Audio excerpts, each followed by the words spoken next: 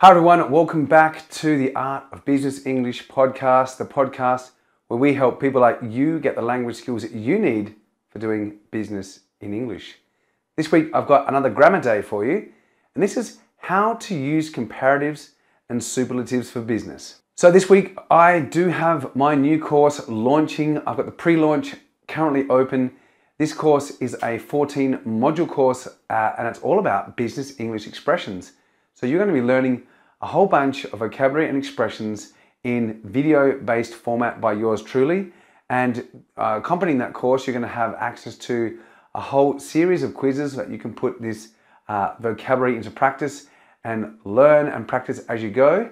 And hopefully you'll be able to put it into your work, into practice at work the next day and start your journey to improving your business English. So to sign up and get the introductory offer for my listeners only, head over to www.theartofbusinessenglish.com/BE22. So that's B for business, E for English, and the numbers 22. That's BE22. And enroll now and get access to my premium new course on business English expressions. I'll see you all there. So in this week's episode, we are going to review comparative and superlative adjectives to help you improve your communication skills in a business context. Now, comparatives and superlatives are very important in business English since they provide a way to discuss the standards of service or products against those of the competition, or to evaluate the performance of a company through time. They are also useful when you need to describe the skills of employees or applicants wishing to work on a project. First, I'm going to teach you the basic rules to form, and I'm also going to teach you some of the most common mistakes. And then I'm going to show you some example sentences and an example dialogue to help you put it all into context. So let's dive in and look at the basic rules. So comparative adjectives contrast one person or thing with another and enable us to say whether a person or thing has more or less of a particular quality. So superlative adjectives describe one person or thing as having more of a quality than all other people or things in a group. So comparatives and superlatives are formed according to the following rules. Now, one-syllable adjectives like big, to form the comparative, we use the ER suffix with adjectives or one syllable, so bigger.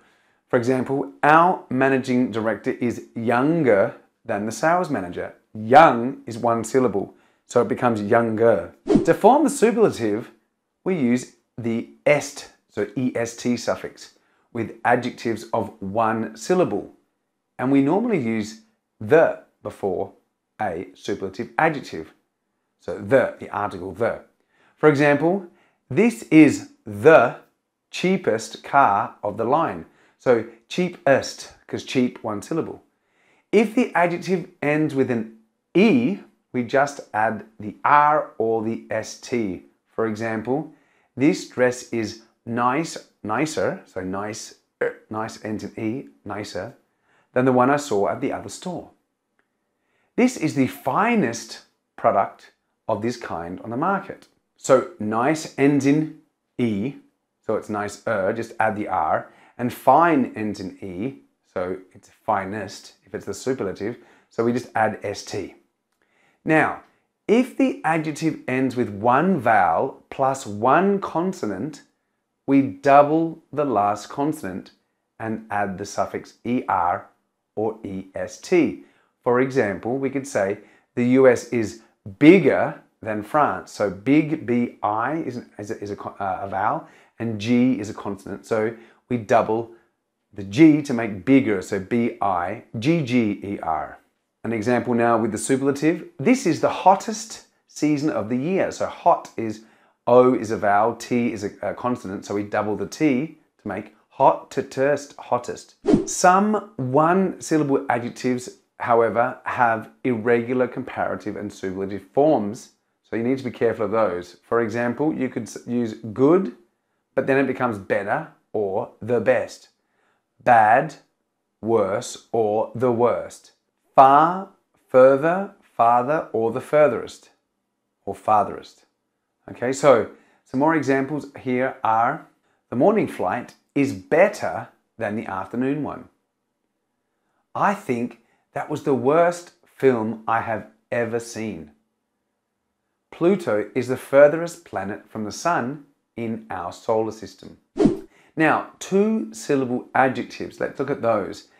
Two-syllable adjectives ending in Y, then we change the Y to an I, and it takes the ER or the EST ending. So, for example, we could say we were busier last week than this week. So busy is B-U-S-Y, it becomes B-U-S-I-E-R. This was the easiest exam I've ever taken. So easy ends in Y, so it becomes E-A-S-I-E-S-T. So the Y becomes an I. Some other two-syllable adjectives, especially those ending in an unstressed vowel sound, can also take the ER and the EST ending. So let's look at those. I've always thought that Donald was cleverer than his brother. Okay, so clever. All right, it ends in ER, so we just add ER. This new bed is narrow or narrower than the old one. So narrow, O, has a weak form on the W at the end. This is because they are two syllables like clever or narrow, okay, but they have this weak form at the end, so we add ER or EST.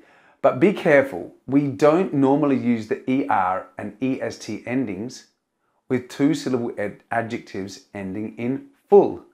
Instead, we use more, less, or the most, the least. Very important, this one, be careful. So the dictionary, for example, is more useful than the one we had before. Or the most useful tool in the kitchen is a good sharp knife. So we're using the most here. Another one, a significant advantage of this system is that it is notably less harmful to the environment. Or this is the least harmful chemical in terms of the environment. So you can see how we're using the more, the least, okay, for the superlative. Now, longer adjectives, so more than two syllables. Two syllables or more, but don't end in Y and don't follow these other rules. They follow a very similar structure to what we would use, for example, in Spanish. Adjectives of 3 or more syllables form the comparative with the more or the less, okay, or the most or the least, which is very similar to Spanish, and that's why we have lots of problems. For example, people could say, the second lecture was more interesting than the first. So interesting, it's got 4 syllables. Or another one, that way of calculating the figures seems less complicated to me. So complicated, another one with 4 syllables. London is the most popular tourist destination in England. Popular. If you are going as a group, the least expensive option is to rent an apartment or villa. So expensive, 3 syllables. Now let's look at the common mistakes. Basically, the first major common mistake is that people forget all the rules and they just put more, or so they'll say it's more big. You can't say more big because it's bigger. Okay, so they forget all the rules about 1 syllable and 2 syllables ending in Y. And another common one is that the comparative is followed by than and not that or as. So an example is, the next hotel we tried was more expensive than the first one. Not, this is wrong, okay? More expensive than the first one or more expensive as the first one. We don't say that, we say more expensive than.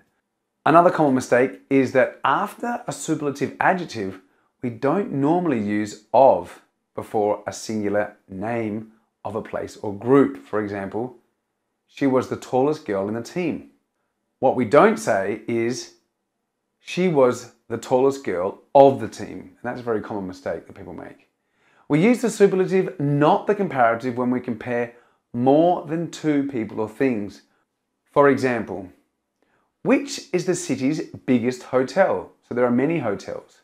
We would not say, which is the city's bigger hotel? That doesn't make sense either. So now let's look at an example on how to use comparatives and superlatives in business. So now that we know the rules for forming and using comparatives and superlatives, I'm going to take a look at like a real life example of maybe business context. You will read a survey on electronics. Okay, so someone, or you'll hear a survey on electronics, and you'll notice how the interviewer and the interviewee take advantage of these forms. So let's start. Interviewer. Good afternoon. Do you mind answering a few questions? Interviewee. How long will it take? Just a couple of minutes. Well, I guess I can answer a few questions. Sure, why not? Go ahead. Okay, I'd like to know your opinion. What is the best brand for laptops, smartphones, and other consumer electronics? I'd say that Apple is the best brand. I always buy their products and I'm quite satisfied. Which brand is the most expensive brand? Well, Apple is also the most expensive brand. I guess that's why they are the best in my opinion. And which brand do you think is the worst? Oh, to be honest, I don't really know. I haven't tried too many brands. Thank you. Well, which is the most suitable brand for older people? Well, I'm still quite young, but I think that Apple products are generally easier to use than other products. So they would probably be the most suitable for older people. So which brand do you think is the most popular with young people? Apple again, or maybe Samsung? Have you tried any Samsung products? No, I haven't, but my friends have Samsung phones and they are generally quite happy with them. But I think that Apple make better and more reliable laptops. I've never had any problems with mine. Interviewer. Thank you very much for your time. So there you have it, my friends. That is like a mini interview between back and forth, and you can see how they're using comparatives to compare different products. Now, I hope you found this episode interesting and that it helped you to communicate clearly and professionally in your daily business interactions. Now, of course, if you have any questions or comments, why don't you send me a message on my SpeakPipe channel, or you could drop me a line on the blog. And don't forget to sign up for my new course on business English expressions, where you can learn a lot more useful business vocabulary to help you speak better English at work. So that's it from me, my friends. I will see you all next week for another episode of the Art of Business English podcast. Take care, and I'll see you all then. Bye for now.